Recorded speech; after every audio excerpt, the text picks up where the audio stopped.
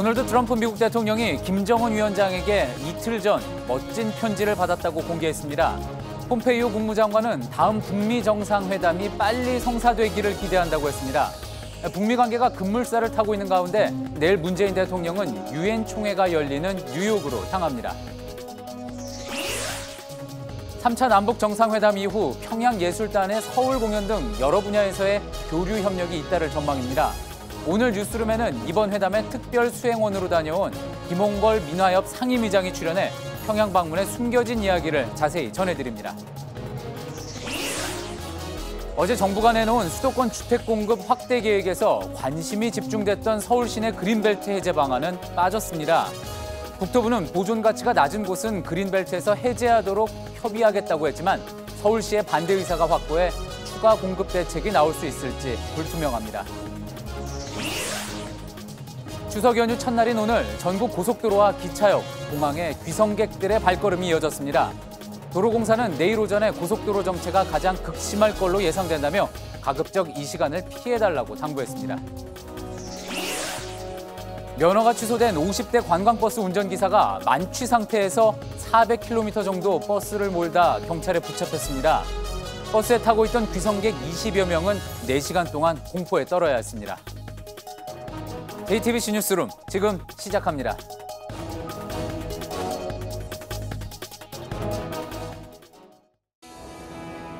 기름 없이 달리는 일상으로 내일을 바꾸는 현대수소 전기차. 트럼프 미국 대통령이 이틀 전 김정은 위원장으로부터 편지를 받았다고 공개했습니다. 내용까지 밝히진 않았지만 훌륭하고 멋진 편지였다고 했습니다. 폼페이오 국무장관도 북미 간의 두 번째 정상회담이 조기에 성사되길 기대한다고 말했습니다. 내일 뉴욕으로 떠나는 문재인 대통령은 우리 시간으로 화요일 새벽에 트럼프 대통령을 만납니다. 비핵화를 향한 북미 간의 발걸음이 빨라지고 있습니다. 첫 소식 워싱턴에서 정효식 특파원이 전해드립니다. 트럼프 대통령이 김정은 위원장이 훌륭한 편지를 보냈다고 과시한 건 미주리주 유세서입니다. Chairman Kim Jong-un sent me a beautiful letter 2 days ago. The dying letter. It was a great letter and we have very good relations. And let's see what happens. Let's see. 그러나 편지의 구체적인 내용이나 전달 목적 등은 밝히지 않았습니다. 트럼프 대통령은 동시에 제재는 유지되고 있고 나는 급할 게 없다며 제재 완화 등을 양보할 뜻이 없다는 점도 강조했습니다. 앞서 폼페이오 국무장관은 방송 인터뷰에서 트럼프 대통령과 김 위원장이 가까운 장래에 만나길 매우 바란다고 말했습니다. 자신의 4차 방북 재추진 의사도 밝혔습니다. 그러면서도 두 지도자가 실질적 진전을 이룰 수 있도록 올바른 여건을 보장하기 위해 아직 해야 할 일이 남아있다고 말했습니다. 핵 보유 현황에 대한 신고와 사찰, 폐기 시간표 등 비핵화 조치와 김 위원장이 요구한 미국에 상응하는 조치에 대한 조율이 선결 과제란 뜻으로 풀이됩니다. 폼페이오 장관은 문재인 대통령과 김정은 위원장의 회담은 한반도 비핵화 노력의 중요한 단계를 보여줬다고도 평가했습니다. 다음 주 폼페이오 장관과 이용호 북한 외무상의 뉴욕 회담을 시작으로 북미 정상회담의 본격적인 조율이 이루어질 것으로 전망됩니다. 워싱턴에서 JTBC 정효식입니다. 문재인 대통령은 내일 유엔 총회가 열리는 뉴욕으로 떠납니다. 일정이 상당히 빡빡한데 먼저 트럼프 대통령을 만나 평양 정상회담의 성과와 또 김정은 위원장의 메시지를 전달하게 됩니다. 또 27일에는 유엔 총회 기조연설이 예정돼 있습니다. 평양 회담만큼이나 아주 중요한 방미 일정이 됐습니다. 이희정 기자입니다. 문재인 대통령의 이번 3박 5일간의 미국 방문 일정에서 가장 중요한 한미 정상회담은 우리 시각으로 오는 25일 예정돼 있습니다. 남북 정상회담 후 닷새 만에 트럼프 대통령을 만나 비핵화談判 중재에 나서는 겁니다. 문 대통령은 북한이 밝힌 조건부 비핵화 조치가 어떤 의미인지 상세히 설명하고 중재안을 통해 설득에 나설 걸로 보입니다. 북한이 요구한 상응 조치에 미국이 어느 정도까지 응할지가 관건입니다. 특히 아직 공개되지 않은 남북 간 협상 내용과 김정은 위원장의 비공개 메시지를 전달할 거란 전망입니다. 또 남북이 사실상 종전선언에 합의한 만큼 관련 내용과 성격을 설명하고 연내 성사되는 방안을 제안할 걸로 관측됩니다. 청와대는 트럼프 대통령이 이른바 탑다운 방식으로 실천적 방안을 제시하고 폼페이오 미 국무장관의 4차 방북과 2차 북미 정상회담 개최 등으로 이어지길 기대하고 있습니다. 문 대통령은 27일 유엔 총회 기조 연설에선 국제사회에 한반도 평화 번영 구상을 설명하고 비핵화 지지를 얻기 위한 메시지를 강조할 것으로 보입니다. JTBC 이희정입니다. 네, 남북 정상회담 이후 예정된 여러 교류 협력 중에 아무래도 최대 하이라이트는 김정은 위원장의 서울 답방이 될 것 같습니다. 정말 올까 싶었지만 김 위원장 본인이 강력한 의사를 보이면서 그만큼 실현 가능성도 높아졌죠. 최재원 기자와 함께 서울 방문 어떤 방식으로 진행될 수 있을지 짚어보도록 하겠습니다. 자, 최 기자, 김정은 위원장 약속대로 이제 서울에 온다면은 그 시기는 언제가 될 가능성이 높습니까? 네, 12월 초가 가장 유력합니다. 이번에 평양 다녀온 송경식 CJ그룹 회장도 12월 방문으로 들었다 직접 밝히기도 했습니다. 예. 달력을 좀 볼까요? 10월에는 북한 당창 건일이 있고 10월과 11월 사이 2차 북미 정상회담이 열릴 수 있습니다. 미국 중간 선거도 있고요. 그리고 12월 17일 아버지 김정일 위원장의 기일입니다. 이런 점에서 그 사이 12월 초가 유력하다는 관측입니다. 그렇군요. 문재인 대통령은 올해 안이 될 것이다 했는데 12월 초가 유력하다는 그런 분석이군요. 자, 그렇다면 봄에는 판문점에서 만났고 가을에는 평양, 겨울에는 이제 서울에서 이렇게 계절을 바꿔가면서 만나게 되는 건데, 자, 서울에 그럼 오는 경로는 어떻게 될까요? 네, 일단 북한의 최고 지도자의 서울 방문 처음이기 때문에 전례랄 게 없습니다. 예. 다만 문 대통령의 평양 방문 일정을 거꾸로 뒤집어 보면 어느 정도 예측은 할 수 있습니다. 하늘길로 온다면 평양 순안공항에서 전용기 참매 1호를 타고 성남 서울공항으로 입국할 것으로 보입니다. 이번엔 김 위원장이 손님이 돼서 환영 행사가 열릴 겁니다. 문 대통령이 직접 마중 나가고 의장대 사열하고 예포 발사하는 장면 다시 볼 수 있습니다. 숙소는 경호에 용이한 서울시내 특급 호텔이 될 것으로 보이는데 김여정, 김영철도 다녀간 광진구 워커힐 호텔이 가장 가능성이 높습니다. 경호와 관련해선 일부 보수단체의 반대 시위가 예상되기 때문에 최고 수준의 경호와 경비가 이뤄질 것으로 보입니다. 그렇군요. 일단 평양에서는 노동당 본부 청사를 공개하지 않았습니까? 그렇기 때문에 서울에서 회담을 하게 된다면 그 장소는 청와대가 될 가능성이 높겠죠. 네, 청와대만큼 안전한 장소가 없기 때문에 아마 이곳에서 꽤 많은 시간을 보내게 될 겁니다. 회담을 하기에 최적의 장소고요. 또 환영 행사를 공항이 아니라 청와대에서 할 수도 있습니다. 또 트럼프 대통령도 다녀갔던 곳 상춘제에서 친교 행사 있을 수 있고요. 함께 경내를 산책하는 행사도 있을 수 있습니다. 첫날 만찬은 청와대 영빈관에서 진행될 것으로 보입니다. 예. 자, 회담은 이제 청와대에서 열린다고 해도 서울 시내를 또 직접 둘러보게 되지 않겠습니까? 어디를 가게 될지도 관심입니다. 네, 여기서 잠깐 김정은 위원장이 최근에 했던 말 하나 소개를 해드리겠습니다. 듣던 대로 아름답다, 많이 배우려 한다. 어디서 한 이야기입니까? 언제냐면 싱가포르 야경 보면서 했던 말입니다. 예. 그때처럼 서울 시내를 둘러볼 수도 있는데 서울의 발전상을 한눈에 볼 수 있는 곳 123층의 잠실 롯데월드 타워가 꼽히고요. 또 2032년 올림픽 공동 개최를 추진하는 만큼 서울 올림픽의 상징이라 할 수 있는 곳 잠실 종합운동장도 갈 수가 있습니다. 또 문화공연 보거나 산업시설, 과학기술시설도 둘러볼 수 있습니다. 두 정상이 이제 백두산에서 이야기 나왔던 대로 한라산도 방문 후보지가 될 수 있겠죠. 네, 청와대도 좋은 아이디어다 이렇게 말한 적이 있었는데 이번에는 한라산 백록담 앞에서 남북 정상이 손을 함께 치켜드는 장면 연출될 수 있습니다. 이 백두에서 한라까지라는 말 상징적인 의미로만 들렸는데 실제 이뤄질 수 있는 겁니다. 남북 두 정상의 관심사인 철도 도로 관련 행사도 거론이 되고 있습니다. 파주 경의선 연결 구간에서 함께 착공식을 한다는 겁니다. 네, 여기까지 듣겠습니다. 최재원 기자였습니다. 김정은 위원장의 서울 방문 외에도 남북 간 교류의 훈풍은 연말까지 이어질 걸로 보입니다. 당장 다음 달에 북한 예술단의 서울 공연이 유력하죠. 조건이 마련되면 정상화한다고 밝힌 금강산 관광과 개성공단이 재개될지도 관심입니다. 류정화 기자가 정리해봤습니다. 북한 예술단의 서울 공연은 다음 달 중순쯤이 유력합니다. 10월이 되면 평양 예술단이 서울에 옵니다.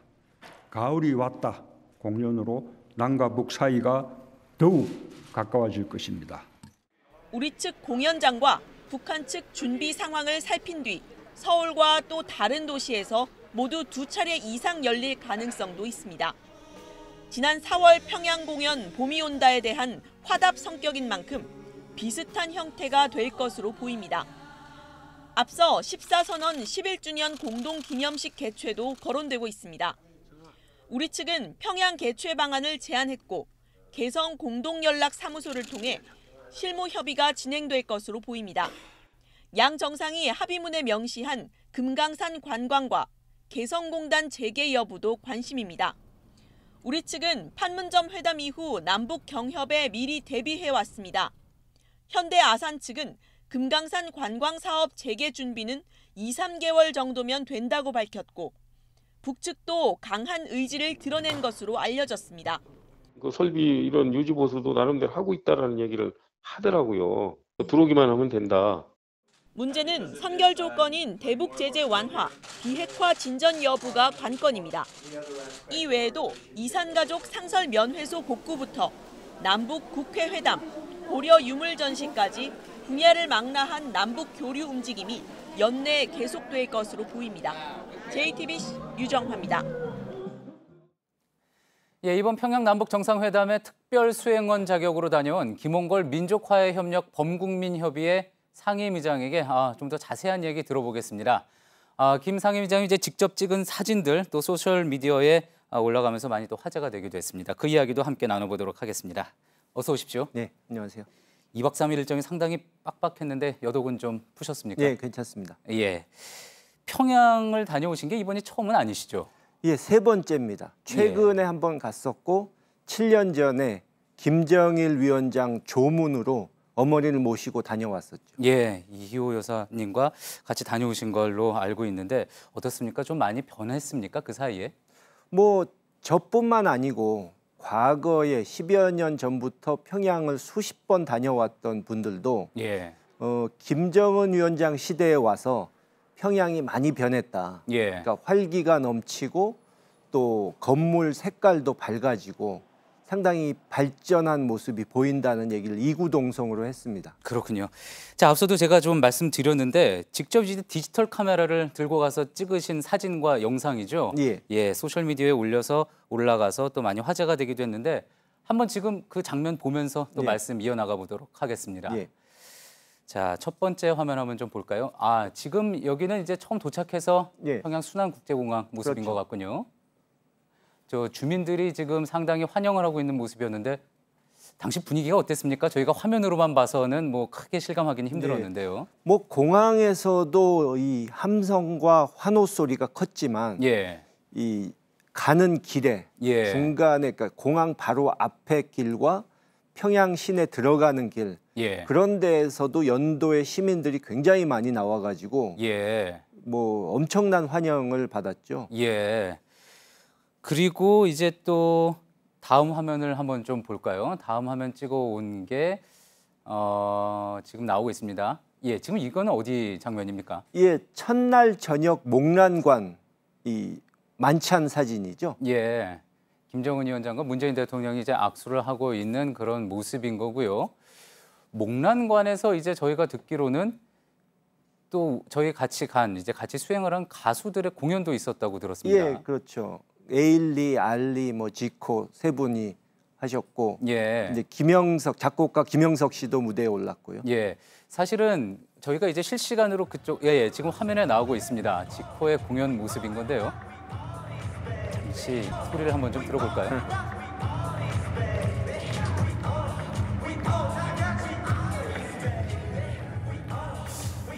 저희가 상당히 궁금했던 게 북한 주민들이 볼 때 저런 힙합 공연을 어떤 시각으로 바라볼까 했었거든요.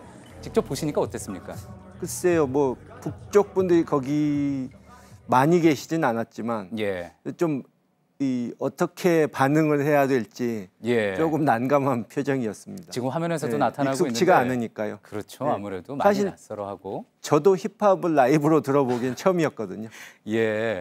지코 입장에서는 공연을 하기 상당히 쉽지가 아무래도 이제 관객의 호응이 또 중요할 텐데 쉽지는 않았을 것 같습니다. 주로 이제 박수 쳐준 분들은 우리 남쪽에서 간 분들. 아무래도 뭐 가수 에일리나 알리 같은 경우에는 어느 정도 좀 익숙한 선율이기 때문에 뭐 예. 공연에서 완전 호응도 있었을 것 같다 이렇게 짐작은 해볼 수가 있겠군요. 예, 그렇습니다. 예. 목란관에서 이제 어떤 메뉴로 식사를 했는지 그 부분도 이제 관심이 많이 쏠렸었는데요. 예, 지금 화면에 나오고 있는 게 메뉴판의 모습이고 메뉴판에 저렇게 지금 문재인 대통령, 대한민국 대통령 내외분을 환영한다 저런 문구가 적혀 있는 거군요. 예, 저도 뒤늦게 발견하고 깜짝 놀랐습니다. 예. 그러니까 남북 정상의 어떤 공동 선언문 서명이야 당연히 이 정식 국호를 쓰지만 예. 북측에서 우리 쪽을 대한민국 이렇게 불러준 것은 본 적이 없거든요. 아, 그랬습니까? 근데 저렇게 정식으로 인쇄를 해서 예. 대한민국 대통령 이렇게 불러준 것은 예. 굉장히 파격적이다 예. 하는 생각이 들었죠.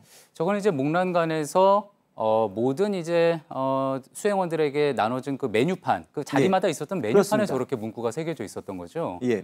예, 그렇군요. 지금 뭐 메뉴도 하나하나 지금 나오고 있는데 음식은 어땠습니까? 지금 메뉴판에 있는 내용들로 봐서는 상당히 진수성찬이 나온 것 같은 그런 느낌이 예, 있기도 합니다. 가지수도 많고 아주 진수성찬인데 예. 한 절반 이상은 이제 연회용 음식, 그러니까 북측의 전통 음식이 아니고 예. 약간 좀 퓨전, 그러니까 외국 손님이 와도 뭐 부담 없이 먹을 수 있는 그런 류의 음식이 많았죠. 예, 입에는 잘 맞으셨습니까? 예, 아주 음식은 좋았습니다. 예. 특히 뭐 이 옥류관 같은 데서 예. 이 원래 냉면 맛을 조금 바꿔서 남쪽 분들 입맛에 맞춰서 내놓은 것 같더라고요. 아, 그렇습니까? 예. 예. 이전에도 이제 방문하셨을 때 옥류관을 예. 가셨을 텐데 그때하고 조금 맛이 그러니까 불과 2달 전인데 예. 맛이 우리 입에 더 맞는 그런 쪽으로 바뀐 걸 느꼈습니다. 아, 그렇군요.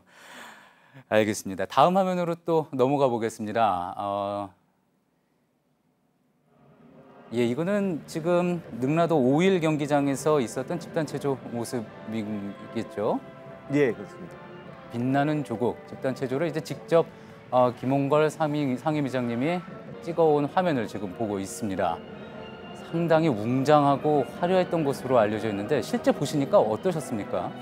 예, 뭐 일단 이 전면에 보이는 이 뭐라고 그래야 되나 마스 게임이라고 그러나요? 예, 예. 글자 나오게 하고 그런 것만 해도 예. 만 몇천 명이 앉아서 한다고 들었거든요. 예. 그러니까 한 15만이 모인 그 경기장이니까 예.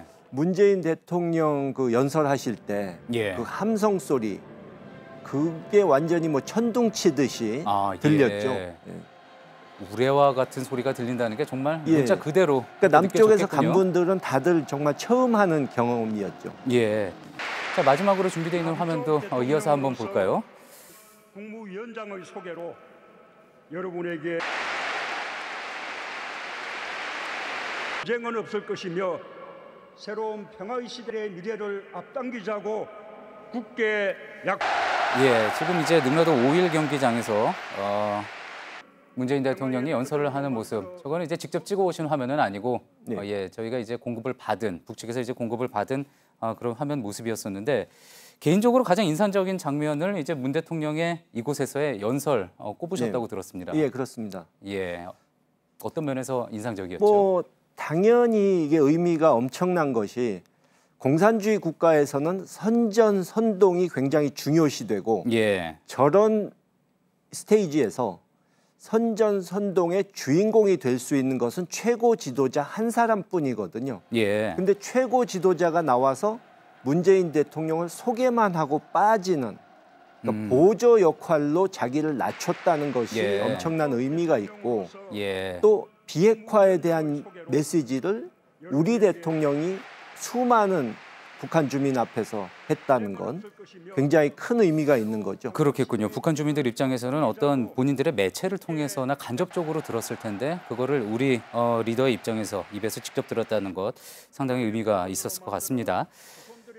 김정은 위원장과 이제 따로 만나서 이야기를 할 기회도 있으셨죠? 뭐 잠시 인사 나눴죠. 어떤 이야기를 했습니까? 뭐 길게 얘기 나눈 것은 아니고요. 예. 또 뭐 여기서 다 밝히기도 그렇지만 예. 일단 뭐 전에 이제 조문 와주었던 거 그 얘기 나오니까 고맙다고 하고 예. 또 2015년에 저희 어머니께서 방문하셨을 때 예. 이 직접 만나지 못한 점은 좀 미안하다는 뜻으로 얘기를 했죠. 우리 정상의 북한 방문의 길을 사실 처음 뚫은 게 이제 2000년에 부친인 김대중 대통령 아니시겠습니까?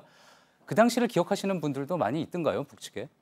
예, 북측 분들은 뭐 지난번 방문 때도 그렇고 이번도 그렇고 이게 만나면은 6.15라는 것이 얼마나 우리에게 우리 한민족에게 중요한 의미를 가지는지 또 6.15가 있었기 때문에 14도 있고 이번에 4.27부터 계속되는 이런 남북 회담도 있을 수 있었다 하는 점을 굉장히 그 의미를 강조해서 얘기하는 것을 자주 들었습니다. 예, 알겠습니다. 여기서 마쳐야 될 것 같습니다.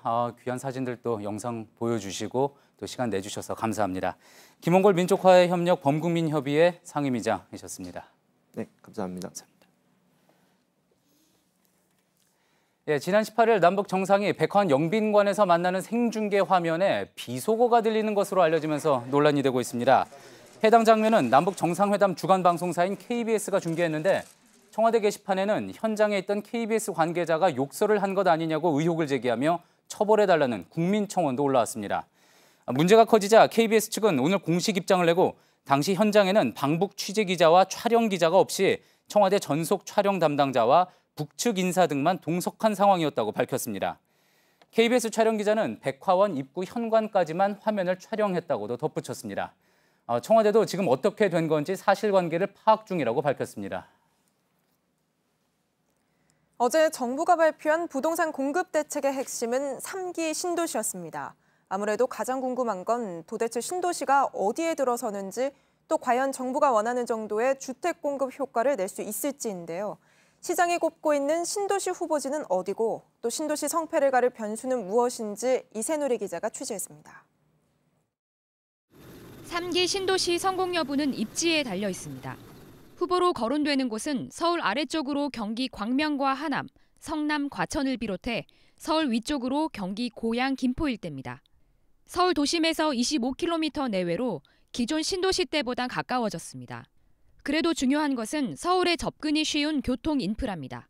도로나 철도 같은 기반 시설이 이미 갖춰져서 아파트만 완성되면 바로 대체 수요로 가능하도록 3기 신도시는 서울과 기존 신도시 사이에 들어섭니다. 이에 따른 교통 체증이나 주민 반발도 풀어야 할 과제입니다. 기존 신도시 인근에 연담화돼서 이어지다 보니까 지역의 과밀화 문제라든지 환경 문제라든지 교통 문제 이런 실제 신도시 분양이 이뤄지기까진 수년이 걸리기 때문에 수급 예측에 더욱 신중해야 한다는 목소리도 있습니다. 무주택자 아니면은 청약하기가 어려워졌잖아요. 1주택자도 제한을 받기 때문에 공급보다 수요가 작으면 미분양 날 확률도 있거든요. 정부는 3기 신도시 택지 한두 곳은 올해 안에 발표하고 나머지 3, 4곳도 내년 상반기까지 내놓기로 했습니다. JTBC 이세누리입니다. 결국 집값을 잡으려면 수요가 몰리는 곳에 공급을 늘려야 하는데 정부 입장에서 집 지을 곳 찾기가 쉽지만은 않은 상황입니다. 당장 어제 계획이 발표된 지역 주민들도 크게 반발하고 있고 그린벨트 문제를 놓고 지자체와의 갈등도 계속될 것으로 보여 정부가 넘어야 할 산은 많아 보입니다. 구희령 기자입니다. 국토교통부는 우선 서울 도심에 약 10,000채를 공급한다면서 11개 부지 중 2곳만 공개했습니다. 가락동의 옛 성동 구치소 자리와 개포동 재건마을입니다. 모두 합쳐서 1,640채에 불과합니다. 84%가 넘는 나머지 9개 지역은 아직 협의도 끝나지 않았습니다. 게다가 이 계획이 나오자마자 가락동 주민들은 강하게 반발하고 있습니다. 성동 구치소 자리에 약속대로 복합 문화시설을 지어달란 겁니다. 국토부는 서울에서 2만 채를 더 지을 곳도 찾고 있습니다. 일단은 철도 부지나 군시설 같은 빈 자투리 땅을 개발하겠다고 밝혔습니다. 하지만 순조롭게 진행되지 않을 땐 그린벨트를 개발한다는 입장입니다. 서울시가 반대하더라도 공공주택을 개발하기 위해서라면 국토부가 직접 그린벨트를 풀 권한이 있단 겁니다. 그린벨트 갈등은 경기도에서도 벌어질 가능성이 높습니다. 20만 채가 들어서는 대규모 택지는 대부분 경기도의 그린벨트 지역이기 때문입니다. 이달 초 과천 선바위 지역 그린벨트가 후보지로 알려지자 과천시와 주민들이 크게 반대하기도 했습니다. JTBC 구희령입니다. 예, 본격적인 추석 연휴가 시작되면서 오늘 오전부터 고속도로 정체가 상당했습니다. 당초 오후 8시쯤이면 풀릴 거란 이야기가 있었는데 지금 상황은 어떤지 경부고속도로 서울요금소에 나가 있는 취재기자를 연결해 보겠습니다. 자, 어한희 기자, 지금 뒤로 봐서는 조금씩 천천히라도 차량이 많이 움직이고 있는 것 같은데 지금 정확한 상황이 어떻습니까? 네, 아침 8시와 낮 12시 두 차례 최고조에 달했던 교통정체가 저녁부터는 평소 주말 수준으로 차츰 풀리는 모습입니다. 저녁 9시에 서울요금소를 출발하면 부산까지 4시간 30분, 광주는 3시간 20분, 대전은 1시간 30분, 강릉 2시간 40분이 걸릴 것으로 예상됩니다. 평소와는 큰 차이가 없는 겁니다. 한국도로공사는 오늘 하루 수도권에서 귀성길에 오르는 차량이 52만 대에 달할 것으로 내다봤습니다. 지금까지 79%인 41만 대가 서울요금소를 빠져나가 오늘은 일단 밤 9시 이후에는 교통정체가 어느 정도 해소될 것으로 보입니다. 예, 그렇군요. 자, 그런데 이번 연휴 중에 정체가 가장 심할 걸로 예상되는 시간대가 내일 오전이라고 하죠? 네, 고속도로는 내일 새벽부터 다시 혼잡해집니다. 추석 하루 전인 내일 오전 11시에서 낮 12시 사이 귀성길 고속도로는 이번 연휴 통틀어 가장 극심한 정체를 빚을 것으로 보입니다. 도로공사는 따라서 서울에서 출발할 경우 가급적 내일 오전 시간대를 피할 것을 권하고 있습니다. 또 내일부터 사흘 동안은 민자고속도로를 포함해 전국 모든 고속도로의 통행료가 면제됩니다. 내일부터 추석 다음 날인 25일 자정 사이에 잠깐이라도 고속도로를 이용하는 차량이 그 대상입니다. 예를 들어 오늘 밤 출발해서 내일 0시가 지나 고속도로를 빠져나가도 면제인 겁니다. 평상시와 똑같이 이용하시면 되겠습니다. 예, 고속도로 서울요금소에서 어한희 기자였습니다. 예, 귀성길과 귀경길, 졸음운전 조심하시라고 아무리 강조해도 지나침이 없을 겁니다. 한 가지 더 못지않게 신경 써야 할 게 뒷좌석 안전띠입니다. 고속도로뿐 아니라 일반 도로에서도 뒷좌석에서 안전띠를 매는 게 왜 중요한지 박민규 기자가 알려드립니다. 속도를 줄이지 못한 채 앞서가던 차량에 부딪히고 앞을 제대로 보지 않다가 가드레일을 들이받습니다. 블랙박스에 찍힌 졸음운전 사고 모습입니다. 사고가 특히 집중되는 건 오후 2시부터 4시까지입니다. 낮이라고 긴장을 늦춰선 안 되고 안전띠는 뒷좌석까지 꼭 매야 합니다. 실험을 통해 그 이유를 눈으로 확인할 수 있습니다. 시속 48km로 달리는 승용차가 벽에 정면으로 부딪히는 상황입니다. 몸을 잡아줄 안전띠가 없으니 뒷사람이 앞좌석까지 튕겨나갑니다. 얼굴은 물론 목과 허리를 심하게 다치게 됩니다. 이렇게 안전띠를 하지 않을 경우 사망률은 1.54%, 착용했을 때보다 4배가량 높아집니다. 최근 조사 결과를 보면 뒷좌석 탑승자 3명 중 1명만 안전띠를 착용하고 있었습니다. 서울에서 요금소를 거쳐 고속도로로 나가는 차량 4,700대를 조사한 결과입니다. 오는 28일부터는 모든 도로에서 전좌석 안전띠 착용이 의무화됩니다. 지키지 않으면 과태료 3만 원이 부과되고 동승자가 어린이일 경우에는 6만 원까지 올라갑니다. JTBC 박민규입니다. 이번 연휴에도 가족과 함께하지 못하고 극단적인 상황에서 추석을 보내야 하는 사람들이 있습니다. 노동 환경을 개선하라며 조명탑 위에 올라가 농성을 하고 있는 한 택시 운전사의 이야기인데 이렇게 홀로 보내는 추석이 2번째가 됐습니다. 이수진 기자가 만나봤습니다. 비와 바람을 막는 건 임시 구조물과 비닐이 전부입니다. 금방 끝날 거라 생각했던 농성은 1년을 넘겼습니다. 평범했던 택시 운전사는 이곳에서 2번째 추석을 맞습니다. 식사는 식은 된장국과 열무김치. 몸 움직이기도 어려운 한평 남짓한 공간에 명절 분위기는 없습니다. 제가 이 약을 먹으면서 지금 25m 조명탑 위에서 농성을 시작한 건 384일 전입니다. 택시기사 처우 개선과 산업금 폐지를 요구하면서 올라갔습니다. 김 씨는 하루 10시간씩 한 달을 쉬지 않고 일해도 산업금을 빼고 나면 월 200만 원 벌기도 어렵다고 말합니다. 내가 1, 2만 원이라도 가져갈 수가 있다란 말이에요. 그러다 보니까 이제 장시간 노동을 하는 거죠. 장시간 노동을 하다가 보면 결국은 사고로 이어지고. 버틸 때까지 버틸 생각이지만 가족이 보고 싶은 마음은 견디기 힘듭니다. 아빠도 또 내려가면 우리 딸과 할머니랑 함께 즐거운 시간 보낼 수 있도록 아빠가 열심히 노력할 거니까 딸 사랑해. 농성자 노동자의 추석 소원은 내년 명절엔 가족과 함께하는 것 하나였습니다. JTBC 이수진입니다. 추석 귀성객을 태우고 만취 상태로 고속도로를 질주하던 관광버스 기사가 경찰에 붙잡혔습니다. 20명 넘는 귀성객이 4시간 동안 공포에 떨었는데 심지어 이 운전기사는 이미 음주운전으로 면허가 취소된 무면허 상태였습니다. 홍지용 기자입니다. 순찰차가 경광등을 켜고 오른쪽 갓길로 들어섭니다. 관광버스가 그 뒤를 따라갑니다. 만취 상태로 400km를 질주하던 운전기사 59살 김모 씨가 경찰에 붙잡히는 순간입니다. 이 버스는 오늘 새벽 1시 25분 귀성객 20여 명을 태우고 서울 고속버스 터미널을 출발했습니다. 4시 52분쯤 경주 나들목 부근에서 버스가 차선을 물고 비틀거린다고 다른 운전자가 경찰에 신고했습니다. 경찰은 5시 27분쯤 서울산 나들목 부근에서 버스를 발견하고 뒤쫓았습니다. 10km가량 추격전을 벌인 끝에 경찰은 버스를 세우고 김 씨를 붙잡았습니다. 음주 측정 결과 김 씨의 혈중 알코올 농도는 0.165%로 면허 취소에 해당하는 수치가 나왔습니다. 심지어 김 씨는 이미 3차례 음주운전으로 적발돼 지난해 2월 면허가 취소된 상태였습니다. 김 씨는 전날 밤 저녁 식사를 하면서 소주 반병을 마셨다고 진술했습니다. 버스에 타고 있던 귀성객 20여 명은 4시간 동안 불안에 떨어야 했습니다.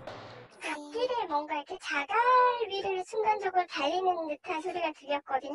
근데 굉장히 말씀하시는 게 어눌했어요. 이 운전기사분이 이제. 경찰은 면허 취소 상태인 김 씨가 어떻게 버스를 몰 수 있었는지 조사하고 있습니다. JTBC 홍지용입니다. 박근혜 정부 국정농단 사건의 핵심 인물이죠. 이른바 문화계 블랙리스트 사건으로 수감 중이던 조윤선 전 수석이 오늘 풀려났습니다. 하지만 곧 열릴 이른바 화이트리스트 사건 선고 재판에서 다시 구속될 가능성도 적지 않은 데다가 최근 재판 거래 의혹에 관여한 정황도 드러나 검찰 수사에서도 자유롭지 못한 상황입니다. 최승기 기자입니다. 조윤선 전 정무수석이 검은 정장 차림으로 서울구치소를 빠져나옵니다.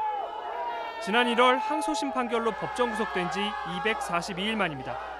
지금 저에 대해서 아직 3건의 재판이 진행되고 있습니다. 많은 재판 절차에서도 성실하게 임하도록 하겠습니다. 이날 서울구치소 앞에는 보수단체 회원 등 100여 명이 찾아와 조 전 수석을 향해 태극기를 흔들기도 했습니다. 조 전 수석은 정부의 비판적인 특정 단체나 예술가의 이름 등을 정리한 블랙리스트를 작성한 혐의로 구속 기소됐습니다. 이후 1심에서 집행유예를 선고받은 뒤 지난해 7월 석방됐습니다. 하지만 올해 1월 항소심 재판부는 새로 발견된 증거 등을 토대로 블랙리스트 관여 혐의를 유죄로 인정했고 조 전 수석에게 징역 2년을 선고한 뒤 법정 구속했습니다. 이후 대법원은 구속기한 안에 심리를 끝낼 수 없다며 구속 취소 결정을 내렸고 결국 조 전 수석이 다시 석방된 겁니다. 한편 조 전 수석은 박근혜 정부 시절 보수단체를 불법 지원한 이른바 화이트리스트 사건으로 징역 6년을 구형받아 다음 달 5일 1심 선고를 앞두고 있습니다. JTBC 최승기입니다. 미국 뉴욕의 한인 밀집 지역에 있는 산후조리원에서 갓 태어난 아기 3명이 흉기에 찔려 크게 다쳤습니다. 유력한 용의자로 이곳에서 일하는 50대 여성이 지목됐습니다. 조택수 기자입니다. 한인들이 많이 사는 미국 뉴욕 북서부 플러싱 지역의 한 산후조리원입니다. 구급차가 서 있고 문 앞에는 기저귀가 보입니다. 현지 시각 21일 새벽 3시 45분쯤 이곳에서 갓 태어난 아기 3명이 흉기에 찔린 채 발견됐습니다. The uniformed members of the service found several people with stab wounds. 3 of the injured were infants ranging from the age of 3 days to 1 month old. 아기 아버지와 여성 직원 등 2명도 다리와 가슴을 찔렸습니다. 모두 병원으로 옮겨졌고 생명에는 지장이 없습니다. 사건 당시 조리원에는 여자 아기 5명과 남자 아기 4명 그리고 산모들이 있었습니다. 이 조리원에는 주로 중국인들이 드나들었고 한국인도 가끔 보였다고 CNN은 보도했습니다. 또 주정부에서 허가를 받지 않은 곳이라고도 덧붙였습니다. She said, "Oh, there's an infant baby or pregnant woman, midwife. They always go inside and come out." 경찰은 건물 지하실에서 팔을 자해해 피를 흘리며 쓰러져 있던 52살 여성을 유력한 용의자로 보고 범행 동기를 조사하고 있습니다. JTBC 조택수입니다.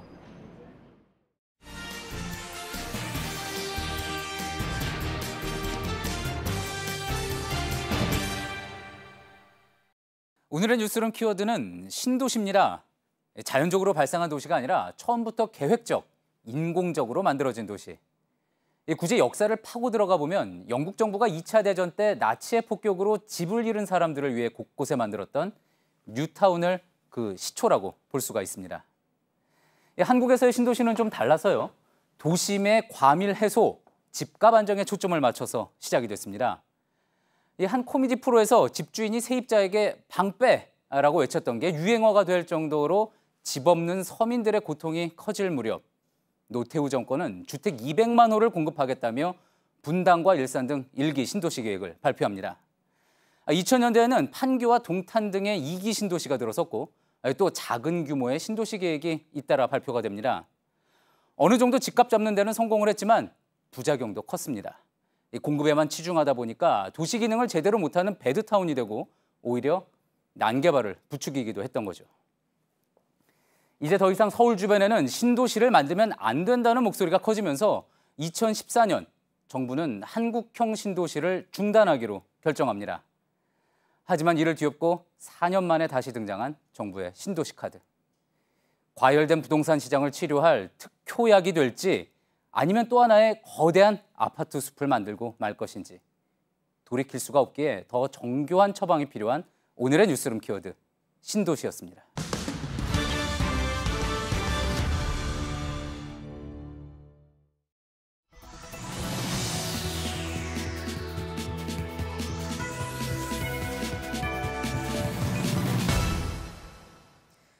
동안 우리에 갇혀만 있다가 사육사의 부주의로 얻은 생애 첫 외출로 죽음까지 맞이한 퓨마 초롱이 사연에 동물복지 논쟁이 가열되고 있습니다.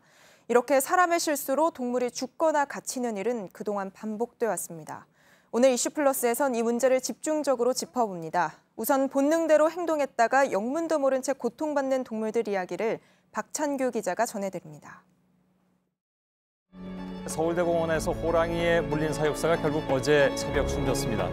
방사장 바닥과 창문 곳곳에 피가 묻어 있습니다. 열린 문을 본 퓨마는 본능대로 움직였습니다. 넓은 곳으로 나갔고 4시간 만에 사살당했습니다. 발단은 우리 밖으로 나갈 수 있게 만든 관리 부실 때문이었지만 희생은 동물이 치렀습니다. 3년 전 서울 어린이대공원에선 사육사가 숨졌습니다. 사자들이 있는 걸 모르고 방사장에 들어갔다가 공격받았습니다. 안락사 논쟁이 일었고 사자 다크와 해리는 이후 8평 남짓 좁은 내실에 갇혀 지냈습니다. 뒷방사장에 우선은 들어가는 거예요. 그래 전시를 안 한다는 얘기죠. 콘크리트 바닥으로 된 좁은 방에서 둘은 새끼도 낳았습니다. 한 번도 밖에 나가보지 못한 새끼는 뇌에 이상이 생겼습니다. 죽을 때까지 내실에서만 지내야 하는 삶 아닌 삶은 올해 6월에야 끝났습니다. 한 동물권 단체 도움으로 미국 야생동물 보호구역으로 떠났습니다. 2013년 사육사를 공격한 호랑이 로스토프는 5년째 방사장에 격리돼 있습니다. 자유롭게 움직이는 건 물론 다른 호랑이를 만날 수도 없습니다. 앞으로도 전시나 이주 계획은 없습니다. 인간이 그 맹수를 관리하겠다고 한 순간 그로 인해서 나는 모든 사고는 인간의 책임인 거지 동물이 이성을 가지고 있는 것은 아니니까. JTBC 박창규입니다. 애초에 동물원이 있어야 하느냐 이런 목소리까지 나오고 있는데요. 저희가 동물원을 직접 둘러보니 아직도 서식 환경이 제대로 갖춰져 있지 않고 좁은 우리에 가거나 이상 행동을 보이는 동물들이 많았습니다. 최규진 기자입니다.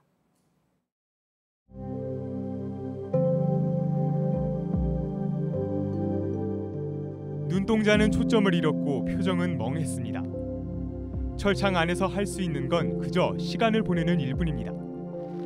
코끼리는 몸이 젖어도 비를 피하지 않습니다. 비틀거리는 이상 행동을 반복합니다.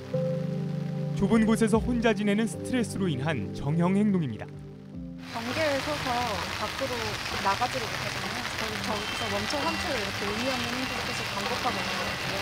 코끼리는 안 그래도 이제 사회적 동물이기 때문에 안 그래도 혼자 두는 것이 저렇게 정신 상태에 좋지 않아요. 호랑이와 사자는 작은 구멍에 고개를 쳐박는 행동을 반복합니다. 관람객이 주는 먹이 말고 다른 활동은 모두 제한됐기 때문입니다.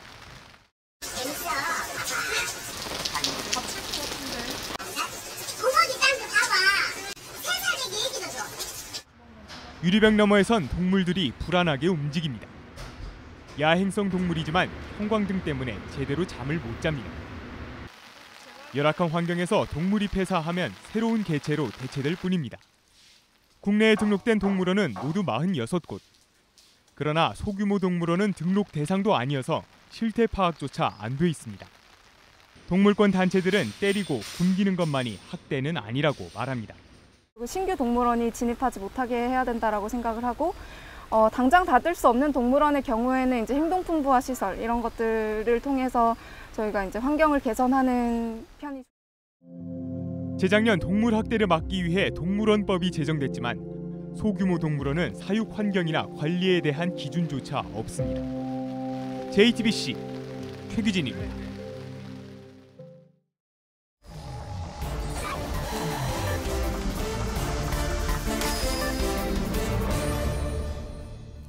예, 비하인드 뉴스 안지연 기자 나와 있습니다. 안 기자, 첫 번째 키워드 볼까요? 네, 첫 키워드 펜의 격식입니다. 예, 어떤 이야기인지 알 것 같은데 펜과 관련된 이야기군요. 네, 맞습니다. 바로 논란이 된 건 문재인 대통령이 이번 평양 공동선언문의 서명에 사용했던 펜입니다. 이 화면을 보시면 문 대통령이 사용한 펜은 바로 네임펜입니다. 제가 오늘 이 펜을 직접 들고 나왔는데 주변에서 흔히 볼 수 있는 펜이고요. 지금 안지연 기자가 들고 있는 저 펜과 똑같은 펜인 거군요. 네, 맞습니다. 예. 이 펜 굵기는 비교적 굵은 편인데 가격은 한 800원 정도 합니다. 800원이요? 네. 예, 근데 그 펜이 왜 문제가 된 겁니까? 네, 문제가 된 건 온라인상에서 이 펜이 남북 정상회담 격식에 맞지 않다 이런 지적이 나온 겁니다. 예. 실제로 저희가 온라인상의 반응을 찾아보니까 이 네임펜을 사용한 것을 두고 청와대 의전 비서관의 자격 논란까지 벌어지고 있었습니다. 예. 그러니까 정상회담 합의문에 통상 사용하는 만년필이 아니라 이 1,000원도 안 되는 네임펜이 격식에 맞지 않다. 의전 비서관이 제대로 준비하지 않은 거 아니냐 이런 지적이 나온 겁니다. 그래서 실제로 과거에 김대중 전 대통령과 노무현 전 대통령이 김정일 국무위원장과 서명할 때 모습을 보니까 보시는 것처럼 만년필을 사용하긴 했습니다. 그렇군요. 본인이 가장 잘 써지는 펜을 쓰면 큰 문제 없을 것 같은데 실제로 그런데 청와대 의전 실수일 가능성도 있습니까? 그래서 저희가 청와대에 직접 확인해 보니까 전혀 아니다 이렇게 답을 했습니다. 예. 그러면서 청와대 관계자는 이런 말을 했는데요. 이 네임펜을 대통령이 선호했다. 그리고 평소에도 자주 써서 편하게 생각하는 펜이다. 이렇게 설명했습니다. 예. 실제로 문 대통령은 좀 굵은 펜을 선호하는 편이어서 지난해 4.27 판문점 선언 서명 때도 보시는 것처럼 붓펜을 사용했다. 이렇게 덧붙이기도 했습니다. 예. 이 밖에 저희는 실제로 이 펜이 외교상의 문제가 될 수 있는지도 알아봤는데요. 그 외교부의 그 의전 관계자에게 한번 물어봤더니 보시는 것 같은 답을 했습니다. 그러니까 어떤 펜으로 할지는 각자 자유고 매너나 의전 수준과는 전혀 관계가 없다. 그리고 오히려 현장에서 가장 중요하게 생각하는 건 잘 나오는 펜이다. 이렇게 설명했습니다. 예, 그렇군요. 자, 의전 실수라는 거는 뭐 사실상 해프닝이라고 볼 수가 있겠군요. 다음 키워드 볼까요? 네, 다음 키워드는 선시가 후 처가입니다. 추석과 관련된 이야기 같은데 시가와 처가 어떤 이야기입니까? 네, 추석 명절 모습을 저희가 빅데이터로 분석한 결과를 얘기해 보려고 합니다. 예. 이 키워드에서 말한 선시가 후 처가라는 말은 추석 명절 때 시가를 먼저 가고 나중에 처가를 간 비율이 높았다 이런 결과인데요.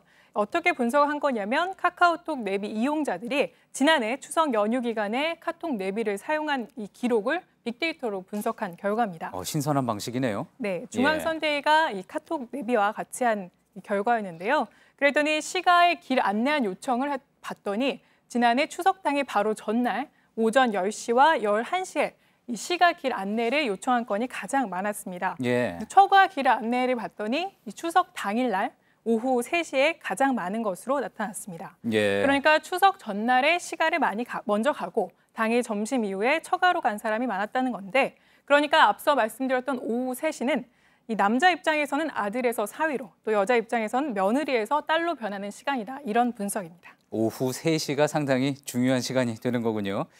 자, 이건 추석뿐만 아니라 설에도 같은 이야기가 나올 것 같은데, 그러니까 부모님 댁을 먼저 가느냐, 어떻게 하느냐 놓고 이제 고민이 많을 겁니다. 아직까지는 그런데 이제 보니까 남자 쪽을 가는 경우가 많다, 이런 이야기인 거군요. 네, 그렇습니다. 그리고 또 다른 여론조사 결과도 살펴봤는데요. 명절에 시가를 먼저 방문했다, 이런 비율은 61.9%로 가장 높았습니다. 반대로 처가를 먼저 방문했다는 비율은 5.4%에 그쳤습니다. 사정에 따라서 이 비율이 다를 수 있다. 처가를 먼저 방문했다는 건 4.2%에 그쳤고요. 사정에 따라 방문했다는 건 20% 정도였습니다. 이런 것 때문에 이 부모님 방문 형태가 불합리하다, 이런 응답은 여성 응답자들 사이에서 높게 나왔습니다. 그랬겠군요. 시간이 없어서 여기서 좀 마무리를 해야지 될 것 같습니다. 잘 들었습니다. 비하인드 뉴스 안지연 기자입니다. 오늘 밤부터 차차 구름이 많아지겠습니다. 내일은 중부지방과 전라도에 새벽부터 낮 사이 비가 조금 내리겠는데요. 추석인 모레는 다시 날이 쾌청해져서 전국 대부분 지역에서 환한 보름달을 볼 수 있겠습니다. 추석 연휴 첫날입니다. 오늘 밤에도 고향 출발하시는 분들 안전한 귀경길 되시기 바랍니다. 저희가 준비한 소식은 여기까지입니다. 시청해주신 여러분 고맙습니다.